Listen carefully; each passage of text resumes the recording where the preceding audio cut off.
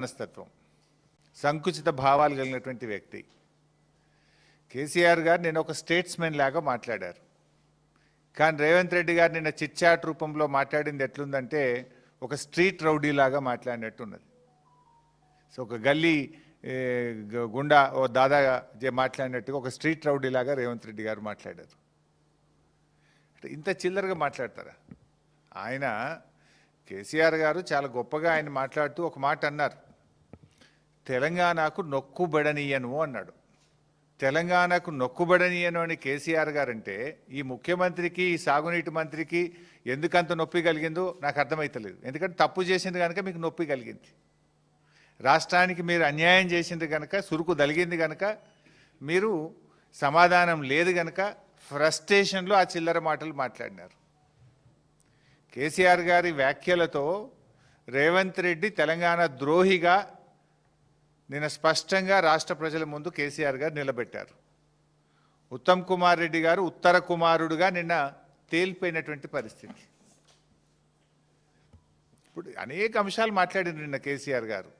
అరే మేమున్నప్పుడు ఫస్ట్ క్యాబినెట్లోనే 2000 రూపాయల పెన్షన్ ఇస్తామంటే ఇచ్చి చూపినాం.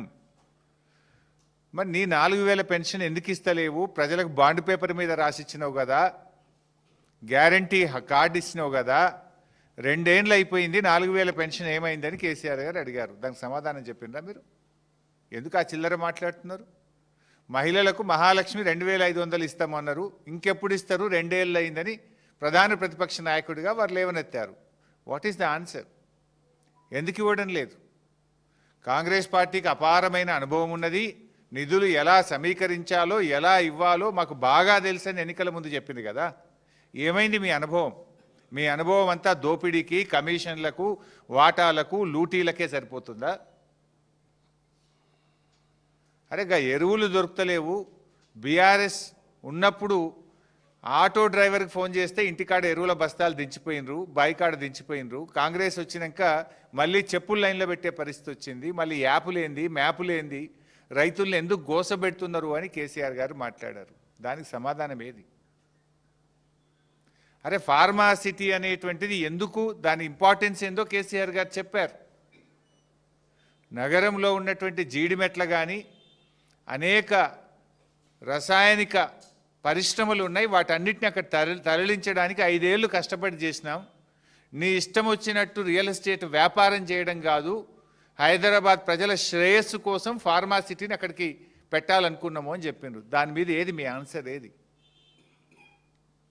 ఆయనేమో ఒక స్టేట్స్మెన్ లాగా ఈ రాష్ట్ర ప్రయోజనాల కోసం, ఈ హైదరాబాద్ ప్రయోజనాల కోసం కేసీఆర్ గారు మాట్లాడారు. కానీ రేవంత్ రెడ్డి గారు దీన్ని అంత సొల్లు మాటలు, ఆర్థిక అరాచకత్వం బీఆర్ఎస్ పాలనలో అని నిన్న రేవంత్ రెడ్డి గారు మాట్లాడినారు. అదే నిన్నగాక మొన్న నువ్వు గ్లోబల్ సమ్మిట్ పెడితే గ్లోబల్ సమ్మిట్కి వచ్చిన టోనీ బ్లేర్, బ్రిటిష్ మాజీ ప్రధానమంత్రి గారు ఏం చెప్పినారు రేవంత్ రెడ్డి గారు? ఒకసారి వీడియో పెట్టుకొని చూడు మర్చిపోతే. ప్రముఖ ఆర్థిక రంగ నిపుణులు, ఆర్బీఐ గవర్నర్ గౌరవనీయులు సుబ్బారావు గారు ఏం చెప్పినారు? ఒకసారి ఆ వీడియో చూడు. కొత్త రాష్ట్రమైన తెలంగాణ అద్భుతంగా ఆర్థిక ప్రగతిని సాధించింది, 3 రెట్ల జిఎస్డిపిని సాధించింది, 3 రెట్లు పర్ క్యాపిటా ఇన్కమ్ పెరిగింది అని కేసీఆర్ పాలనను నువ్వు పిలుచుకున్నటువంటి అతిథులే నిన్ను కూర్చోబెట్టి నీ సమక్షంలోనే చెప్పింది కదా. ఇంకా సిగ్గు లేకుండా ఏం మాట్లాడుతున్నావు? కేసీఆర్ గారు ఆర్థికంగా ఈ రాష్ట్రాన్ని పరిపుష్టిని సాధించారు.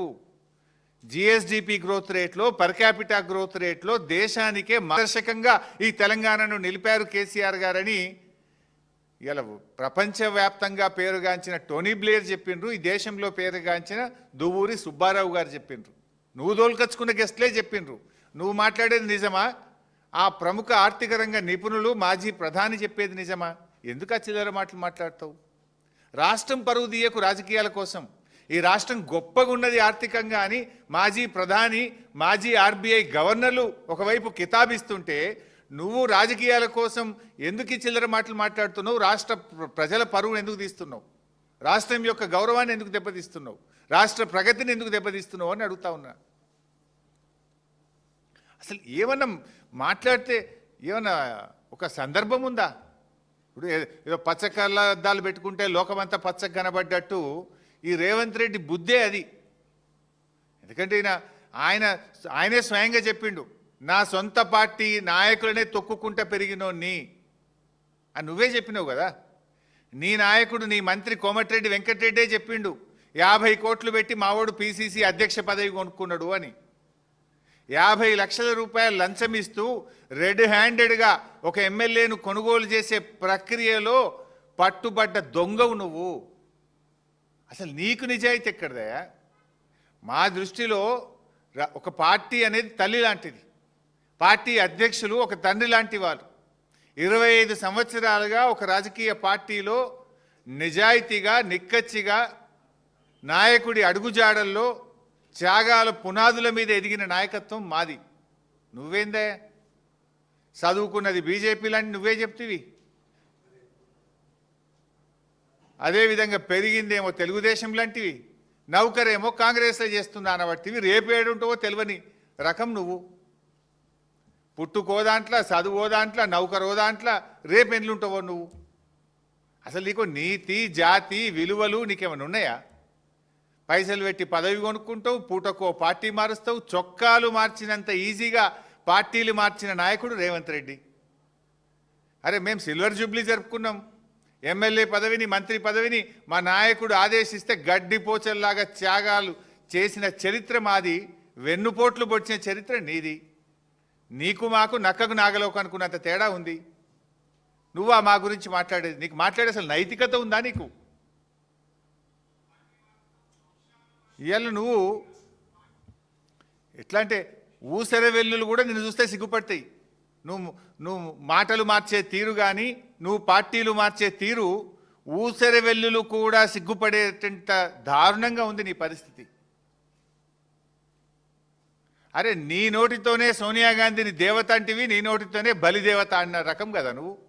మొక్కాల నీ నోటికి. బలిదేవత అన్నది నువ్వే, దేవత అన్నది నువ్వే. రేపు ఇంకేమంటావు ఆమెను? అసలు నీకు స్టాండ్ ఉందా? నీకు ఒక సిద్ధాంతం ఉందా? నీకు ఒక పద్ధతి ఉన్నదా రేవంత్ రెడ్డి? నీకు